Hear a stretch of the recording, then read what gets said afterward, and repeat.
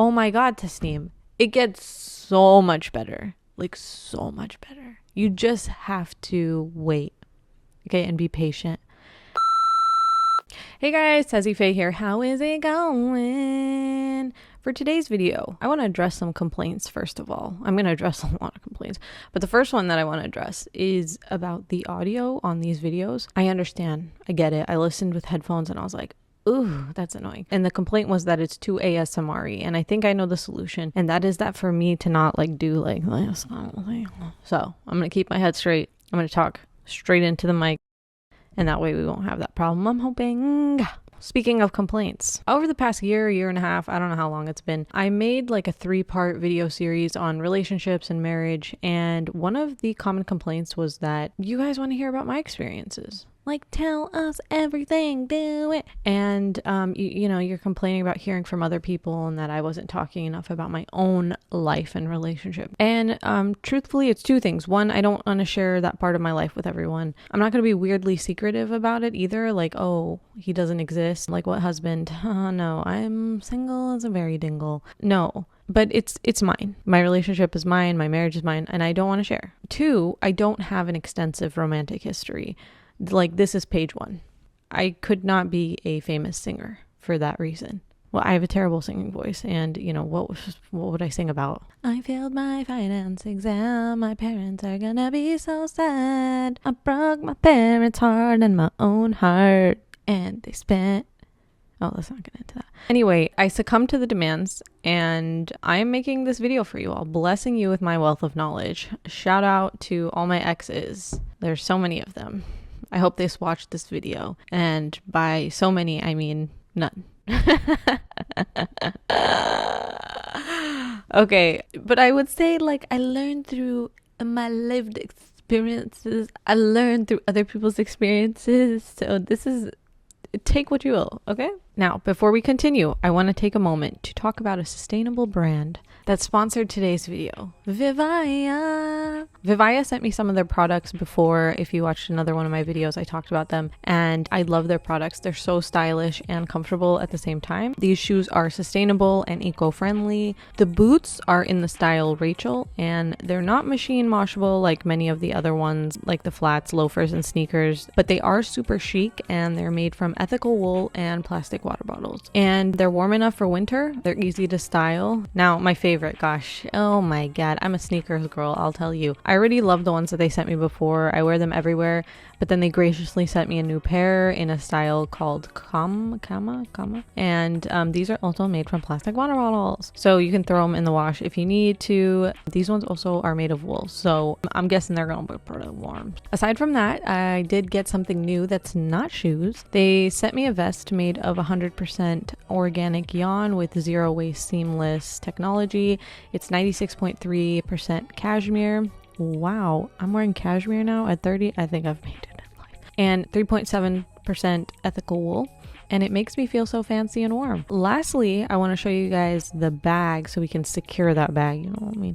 So this one is pretty sturdy. You might even be able to fit your cats in there. Maybe use it as a cat carrier.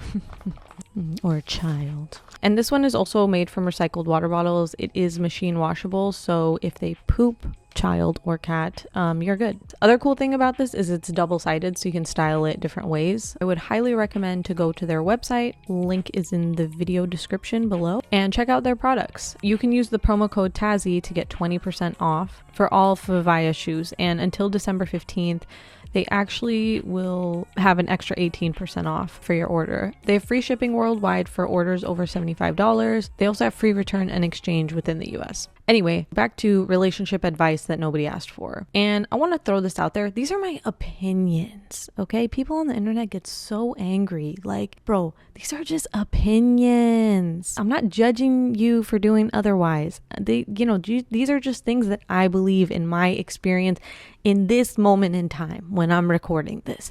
These are subject to change, okay? But this is how I feel.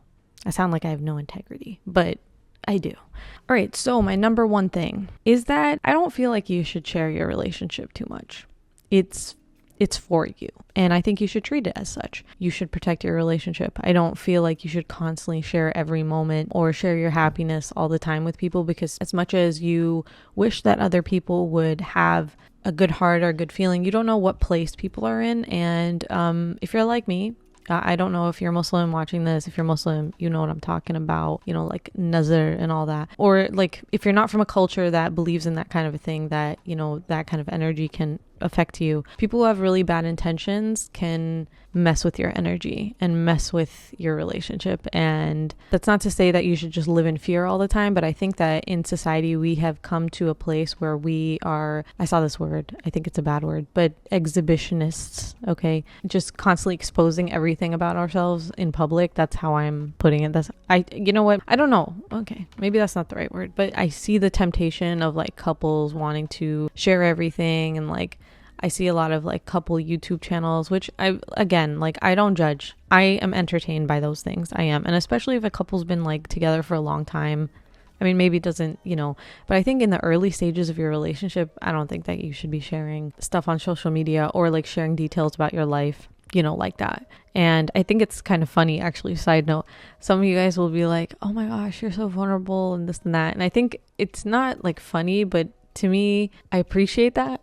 But I also feel like everything that I do is like intentional. And so I actually don't feel like I'm that vulnerable on this channel. I feel like the topics that I choose are very easy to talk about. The real stuff is stuff I will never share, you know?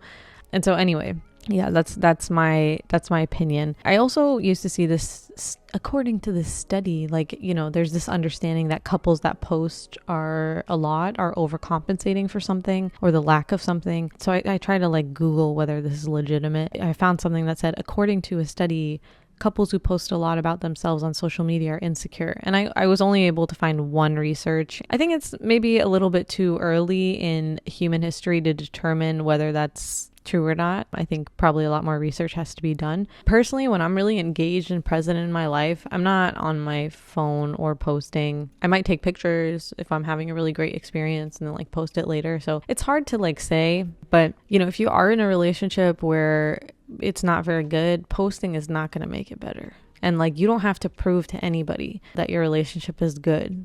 You know, you need to just be honest with yourself. You don't need to prove to anybody anything. You make your decisions. Sometimes like overposting things can be denial, you know, of something. And I'm not saying this about couple channels and all that stuff. This is what I'm talking about is something different. Couple channels, I've made fun of a lot in the past, but I really don't mean it, because I enjoy them. I do. And I think many times they're endearing, but I do think that a little bit it could be playing with fire. Maybe I'm just a scaredy cat and I don't want to play with that, but my husband also doesn't want to be like front and center in anything, so I guess it works out. The next thing so this is not really relationship advice, but this is more of a general observation. Growing up, the mix between Pakistani and American cultures and navigating through that, and being Muslim. What I think is funny, a lot of people scoff, like in my experience, at the idea of arranged marriages or like having your family really involved in, you know, the process of getting married or like dating to get married, right? Dating, whatever that period of time is that you're trying to get to know somebody, and like the fact that family members are involved in all that stuff. I know that seems really weird to people who are not from cultures that do that, and vice versa, right? Like the idea of just going out and just like being very casual with people, not really know where things are going, fully like giving yourself physically, mentally into relationships without any sort of like civil union or like religious union. Well, I stand somewhere in between where I don't like the pressure that's on young people, and when people get pressured by their family to get married, or like they don't really have a say in their marriage, I think that is all wrong. It's a different goal. You know, it's a different goal in Eastern cultures. You know, it's that scene from Crazy Rich Asians. It is that scene. But for you, you may think it's old-fashioned. It's nice you appreciate this house and us being here together wrapping dumplings. But all this doesn't just happen. It's because we know to put family first instead of chasing one's passion. There's the American idea of what a relationship and marriage and family is supposed to be, and then there's like this Eastern version where it is about building something for a future. It's not about what you want, individualism. And so I really see the value in that. But on the other hand, I can also see the negative aspects of that. That movie was so good. But what I find interesting about American society is like, you want to make fun of whatever you want to make fun of, that's fine. But I don't really feel like you are in a place to say anything when you all have a culture that's like feminist, but you cry and burst into tears when someone proposes to you, like who you've been dating for a long time. Like I find it like just very confusing or like very hard to understand. Yeah, I just always find it weird when people just like, oh my God, he proposed to me. I mean, what's supposed to happen? Like, I don't understand. You know, if you want that so bad, then why are you with somebody who doesn't want to do that? You know, or like, why is it his decision? Why do you get to wait until he's ready? Like, I don't know. It's just an odd concept. And then like, yeah, it's just an odd concept to me. But I feel like all these things are complicated and you could point at negative things in all of them. Like what I really wanted to say was, yo, why are you crying when you get proposed to? You know, but I didn't want to hurt people's feelings. But I was like, why are you making fun of arranged marriages when you do that? I don't understand. You look stupid. I'm just kidding. It's an emotional moment. They're really feeling. I'm not kidding. Like, I'm conflicted because I'm like, don't make fun of it then. You know, go ahead, cry. I don't care. Cry about it. But then don't make fun of other people and their cultures. I don't know if what I said makes sense, but I guess my second piece of advice is, you know, don't do wifey things at a girlfriend price. I just don't believe that. I feel like there are consequences to that, you know, like mistreating you and then leaving you, right? Like, you know, why is it just their decision onto like whether they want to proceed with this when you've already given them your all, or vice versa, even if it's a dude, you know, with a woman who, I don't know, is kind of stringing him along. I feel like marriage, some people see it as a very backward, traditional, like institution kind of a thing. And in some aspects it may be that, but I also find it to be kind of a protection. And I think going through my own marriage and going through the process of getting married helped me understand that. And I'm going to get into the mahr. I remember around the time that I was trying to figure out what I was supposed to ask for my husband, I was like getting two completely conflicting ideas, right? I would talk to my friends and they'd be like, oh yeah, like, you know, you can just ask him to like memorize a surah or, you know, like that he can take you to Hajj and that should be like, you know, your dowry. And I remember I brought that up in front of a family member and they were like, are you okay? Like, are you okay? I was like, what? Like, I was so confused. That whole thing was so confusing to me, but it made me learn that marriage, like for a woman, it's your protection. You know, these rights that you have is your protection. You shouldn't be taking them as like, yeah, this person can do whatever they want with me and then they can just throw me in the trash. And so that is what I didn't understand. So the family member explained to me, that is your right from that person. And I know that there's stories of people like asking for like a ridiculous amount that the person could never achieve, and like that makes them unable to get married. But I feel like that whole process made me realize like, wow, like Muslims really tell like women not to ask for anything. So I don't know, I'm stepping in some territory that I feel like maybe I shouldn't be. I feel like there's a happy medium. There's a place there where, you know, you're not selling yourself short and you're also not abusing the guy. And I feel like you just have to find where that is. But I really don't believe that you should just be like, no, you really don't have to do anything. No. Marriage is a serious thing. Okay. If they want you to have their children and do all that and whatever, then they gotta take it seriously. Okay. My next point that I wrote here is what you attract is what you accept. Wow. Hear that again. What you attract is what you accept. If you keep getting into toxic relationships and you're like, why do I keep getting a guy or a girl like this? There's a chance that you are the common denominator. I'm not saying that those people aren't toxic. They probably are, like whoever you're with. But you are falling into a pattern and you have to break that pattern. Like all men are not pigs. All women are not gold diggers. You have a pattern that you keep choosing that, because that's not true. Like, I don't know how many times I've talked to people where they're like, yeah, everybody cheats. No, that's your reality. Like that's the world that you live in. That's not everybody else. Don't pretend like that's everybody else. And you have to break those cycles, and sometimes that takes work, and sometimes that takes being in some bad relationships for you to figure that out. Sometimes, I don't know how many of us have had, looking at a person like, hey man, that's not good for you, and they don't listen. They have to learn themselves, right? That's just life. Okay, next one. Sometimes the concerns of your loved ones are right. I'm gonna say that again. Sometimes the concerns of your loved ones are right. Okay, I remember when I was younger and everybody was around the age where they're trying to get married, and then half the people were having pushback from their families about, how many people do we know who are like, yo, no, my dad did not want me marrying that guy. My mom did not want me marrying that girl. Whatever it is, sometimes they're right, because sometimes you cannot see what everyone else sees. But ultimately, I do stand firmly in this. It is your decision. But your loved ones are not always trying to sabotage you. That's not what's going on. Sometimes when you're in love or you like somebody, you just paint your own narrative and you want to say that everyone else is against you. If you are in a relationship where somebody draws you away from the people that you love, who were in your life and took care of you, or you had good relationship, that's a red flag. That should not be happening. Could be possible that you come from a really toxic environment. That could be possible. And maybe your partner is the same one, but it's for you to figure out. But yeah, I just want to throw that out there. Sometimes your loved ones are right. Next one that I have, you cannot make somebody love you. Oh my God, here we go. Okay, this is a trap. This is something that people face in greater society. Okay, people have made movies about this. There's art. Oh my gosh, all these magazines and everything with all these advice. Bro, if somebody loves you, they will love you. They may not do exactly what you think is love.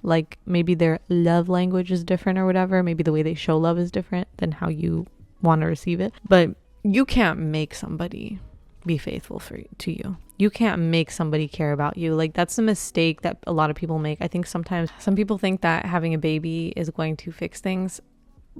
It's just going to make it a million times worse. Why would you think that?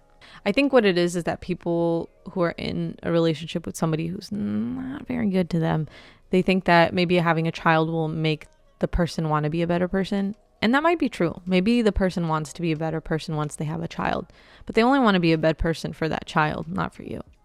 Doesn't change anything. And so again, it goes back to the other thing that I said. Sometimes people just have to learn on their own. Doesn't matter what people around you say. And I would say this to my younger self as well, because this is not even just marriage and, pregnancy and starting families. Even when you're young, when you really like somebody, and you just keep convincing yourself that maybe they'll like you back. Girl, just don't do it. They ain't never gonna love you. If they're not interested, they're not interested. There's nothing you can do about that, and you just have to deal with that, and you just have to move on. The best thing is to just move on. This whole I'm gonna have a revenge. Forget revenge. Why? Find somebody who loves you, man. Open your heart. Wow, this is really hippy dippy here. But just open your heart and let it come to you. You know what I mean? Be ready for the ultimate, something better. That's the thing. We think that this is I remember even when I was younger, if I like somebody, this is the best that it's gonna get. Oh my God, Tasneem. It gets so much better. So much better. You just have to wait. Okay, and be patient and not get yourself. This is my recommendation. Now, I'm not a risk taker, so maybe people would say the opposite of this. Like I said, I don't have a long romantic history, but don't waste your time with people. I think a lot of people think that's the thing to do. You have to talk to a bunch of people so you can figure out what you like, and not necessarily. Be patient. Work on yourself. And relationships. Oh, this is another point. Sometimes relationships in your life help you grow. They help you grow. They do. They make you, they evolve you. They elevate you because you learn from the other person. So I don't know where I stand with that. Oh, I know where I stand. I think you should be patient, but I think you should take a risk, but not a risk on everything. Don't take a risk on everybody, but you can't also just like, I feel like sometimes I see this in the Muslim community where, you know, there's a mix between like what's high standards and what's just, dude, you gotta do something, you know, or you can't just like expect some perfect person to come riding through, you know. If you have that feeling towards somebody or whatever, take that risk. You know, people find little things or like what they consider big things to say, no, I don't want to explore this, I don't want to delve into this is not good enough for me. No. If we're talking about me, I feel like when I was younger, when I came out of college, I didn't date anybody. I didn't do any of that when I was younger. I had my list though. I was like, they have to be this. Bro, as I got older, and now that I am in a marriage, and I love my husband, dude, everything changed. Like that whole list is so different, you know? Maybe 50% different, but it's like sometimes people don't realize what they need until they get it. Like a lot of things that I think I wanted were not really what I needed. And subhanallah, what I actually really needed, I'm like, wow, God really wrote that for me, because I didn't even know. Like I would never put this on a list that the person has to be like this. And now that I've experienced it, I'm like, wow, I could just cry. Okay. All right. Next. So I see a lot of debate on the internet, and this is not just the internet. This is like, I remember when I was a kid, there was some cassette called Women Are From Venus, Men Are From Mars. And it was like some popular thing at the time. Like there's always like new, you know, like diets, like there are diets every decade and whatever. There's new things about relationships, right? It's just a human experience thing, right? The difficulty of finding love and being with the one that you love and blah, blah, blah. I see a lot of things on YouTube and social media and a lot of debates and like all these people being like, what? Yeah, especially in the Muslim realm, Muslim women should be like this and Muslim men these days and okay. All right, slow down everybody. Listen, this is what I have to say. Okay. Well, one, I'm doing a video on like gender roles and feminism, which is taking me forever. I already did the interviews, but it's going to come out, inshallah. It will. But I thought of something last night, and it is that do what you can to make it work. Like, I feel like people are so stubborn, you know? People are like, oh, I don't want to do this, and he should do this, and this is what it should. Bro, it doesn't matter. Like, what does it matter who does the dishes? What does it matter who makes money? Or like, these things are so just, we're like picking and analyzing in your own life with your relationship. If you're in a relationship, do what you can to make it work. Like, who cares what other people say? Who cares what says, oh, in society, this should be the standard? Everybody's different. Everybody's life is different. Who cares what people say? You know, if someone, you know, I'm not saying this is not for my own life, but like, let's say a relative or a friend like says something snarky about, oh, your husband helps you with the home, or makes fun of you for, who cares? You know what it takes to make your relationship work. Who cares what other people think? That's how I genuinely feel. I don't care, you know? Like when I see people just going off about like, I'm going to give the example. I'm a woman. I'm going to give the example of women, okay? Where I see a lot of like, it, to me, when I see a lot of young men just like talking about like how women should be this, women should be that, it sounds like you're a really scorned person. It sounds like you had, you know, your heart's broken or something, or you keep getting rejected. And so you want the world to change for you.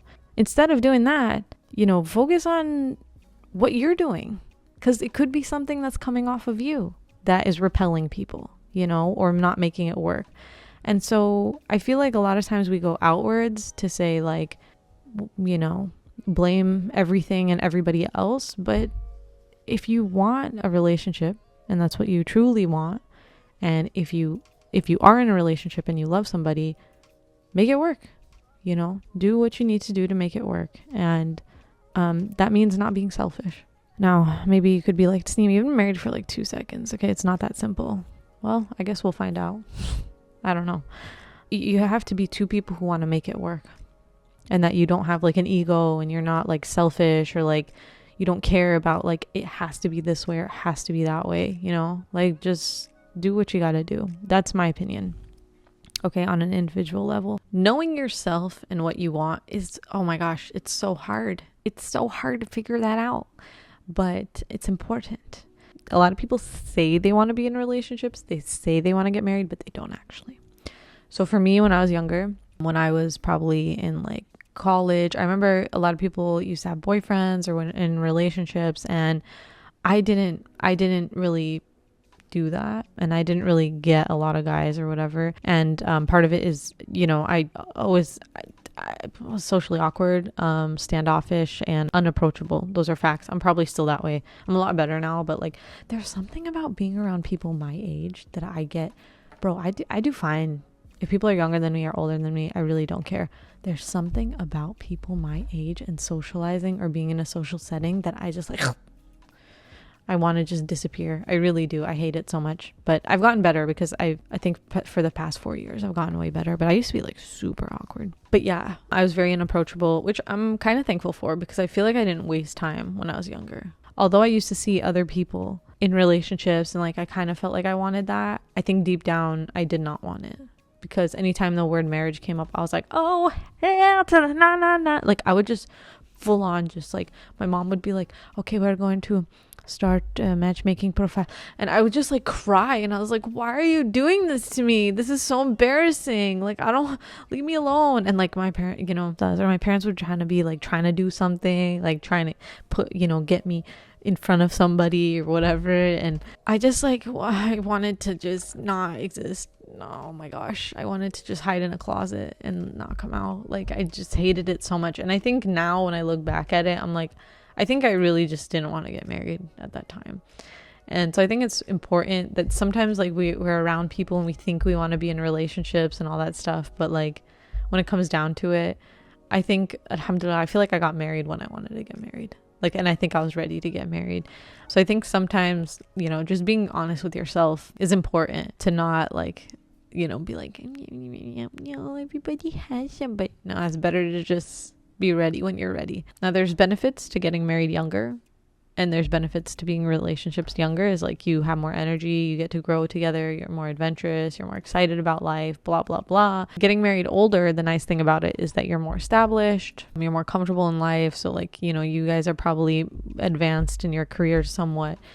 And, you get to enjoy the benefits of that. There's also an emotional maturity that comes when you get older. You also have a better sense of self. So, everybody's life is different. Everybody's path ends up the way that it ends up. And there's pros and cons to both. So I wouldn't say like, don't get married young. But I think if you are getting married young, you should just know that it's going to be a bumpy road for those reasons. And it could make or break you. But it comes down to, do you want to get married? That's what it comes down to. And just being honest about that. Because I think there are also a lot of young people who don't want to get married, but they get pressured because of their families.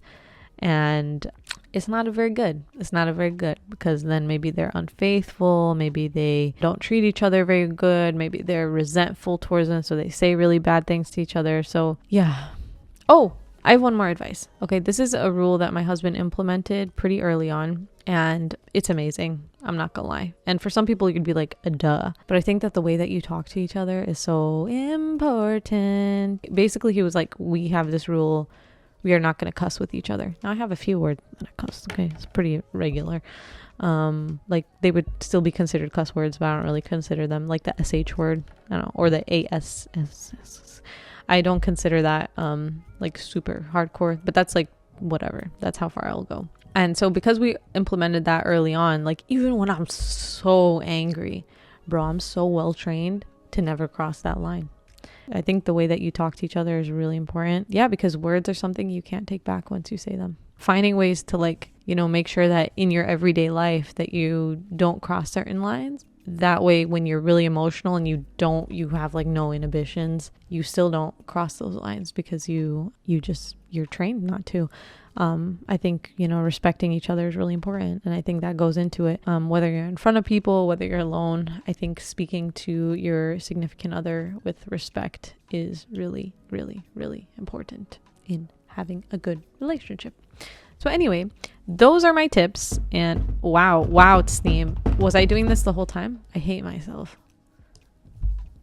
Anyway, thank you guys so much for listening. I hope you guys enjoyed the video. I hope I was like raw and real enough with you. I know in the beginning I kind of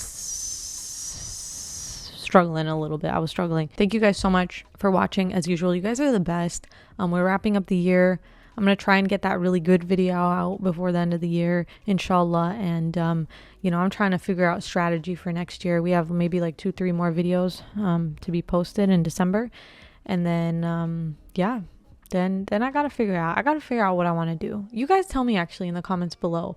I'm struggling to figure out whether consistency and having more videos is more important, or just focusing on posting once or twice a month, where I have kind of a more higher quality video. And it's tough for me. I'm not a strategy girl. I'm not a businesswoman. I'm not a strategy girl. So it's difficult for me to figure this out. If you want to see funny things in the meantime, catch me on TikTok, because I'm making a note to post very frequently on TikTok and just have some fun, because I miss having fun. Tazi Faye out. Catch out my podcast. Everything in the links below. Okay. All right. I need to go eat something. I'm really tired.